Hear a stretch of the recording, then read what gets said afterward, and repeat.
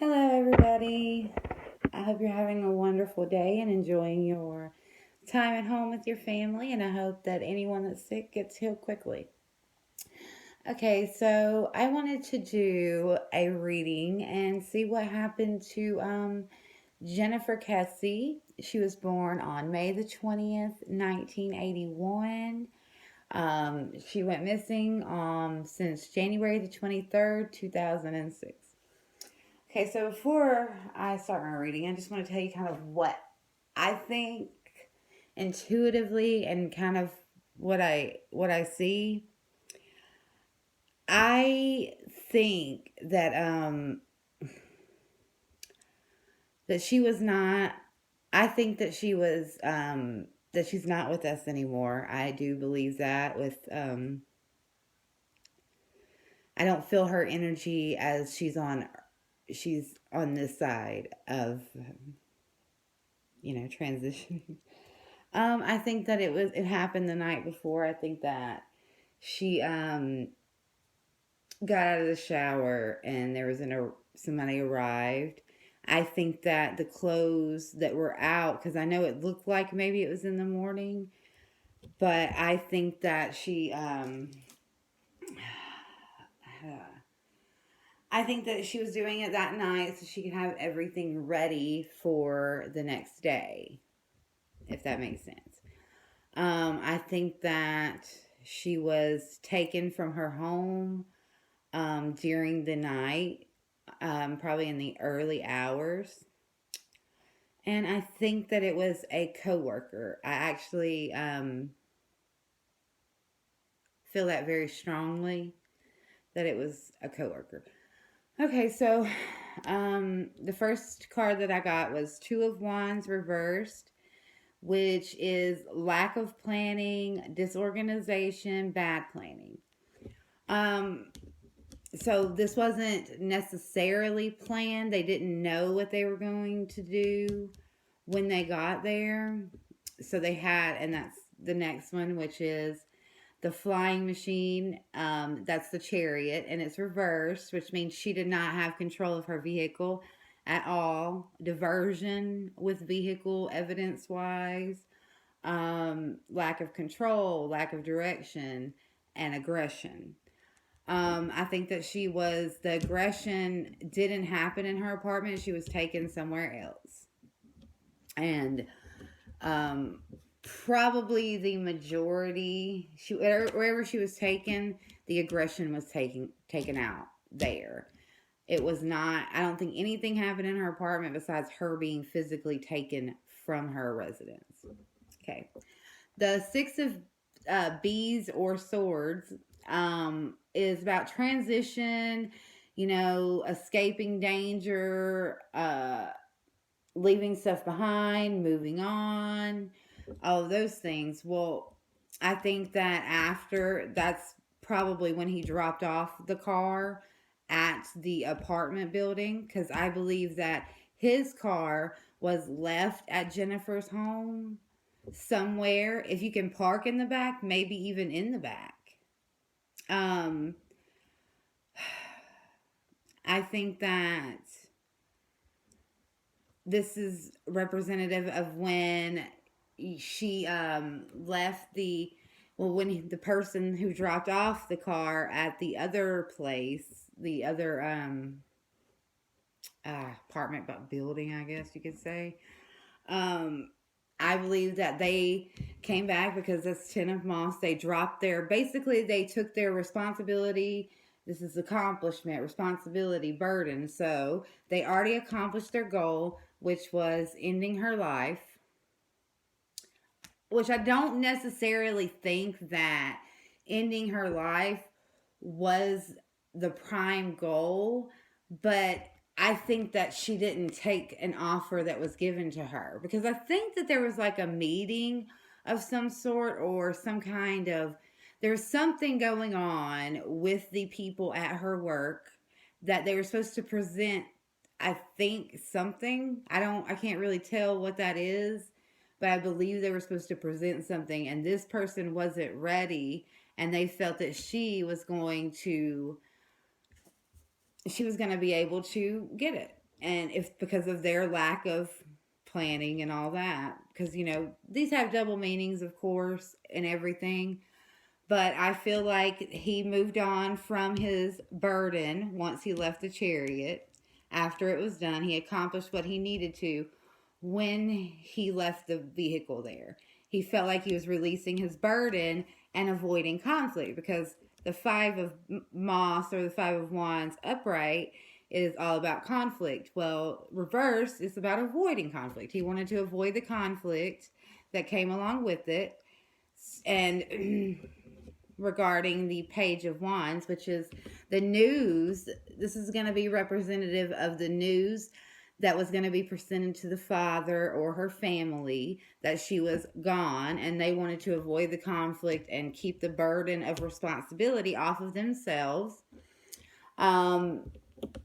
Ace of Beetles, or upright, is offering something, offering a gift, an offering of something. Well, this is not taking that offer, not dealing with it. So they wanted to basically take the burden off of them and make it seem that something happened because she wasn't willing to take an opportunity.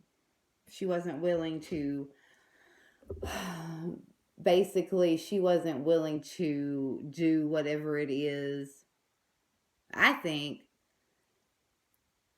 they were offering her money. She wasn't willing to take the money, is how they wanted to release their burden, or show that, they didn't do anything. This is also freedom. The Page of Wands. Next we have the Knight of Pentacles. And the Knight of Pentacles is all about efficiency, hard work, routine. So that this is them getting back onto their routine, trying to show, or trying to act like they were doing what they do every single day, and it's also, I think, when they went to work. So the person was not at work until after the vehicle was dropped off, if we look at it from this way. And this person is the King of Cups, which is the King of Water. This could be a Gemini. Oh my goodness. What is it? Gemini. Oh my god. Can't think of what the water signs are right now. Oh. Gemini, Cancer. So hopefully you know what. Oh, Pisces, Cancer, and Gemini. They're all water signs, I believe. Don't quote me on that. And that's going to be this male. And he went back to work, acted like everything was on routine, so that this person could get control and balance. That's what the King of Cups is about. It's about having control and having a balance. So if we look at this, he moved on, transitioned, moved on, left his worries behind when he left the chariot, right? The Page of Moss is exploration, which is when he went, he knew that it was going to be explored, and he wanted to keep his freedom, and he didn't want it to come back to him, the conflict. And the Ten of Wands, and then the next one is the King of Cups. I'm sorry, y'all, if I'm going a little too fast or y'all aren't understanding me right now. This is transition, moving on, leaving behind, exploration, excitement, freedom, control, and balance. They wanted to control the narrative and keep balance, and I think that it's possible that it was her boss and or another coworker, whoever called her parents. Whoever it was that called her parents to inform them that she did not show up to her routine, she did not keep to her routine, whoever made that phone call and told her parents and acted concerned and, whatever else, they are the person responsible. I feel that wholeheartedly. I I I don't know if it was, I don't feel like it was meant to be murder. I feel like she didn't take whatever was asked of her. I don't see any feelings here besides the King of Cups, which they wanted to pretend to be. They had to be routine, had to restore control and restore balance in their lives. Hmm. So yeah.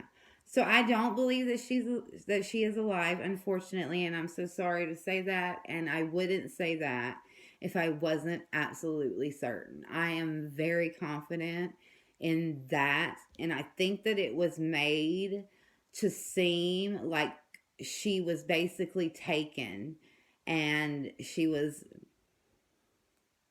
taken and sex trafficked. I think that that was the narrative that was spent to the dad by these people that were close to her in her work field, so that they could take, so that that person, specifically one person, could take,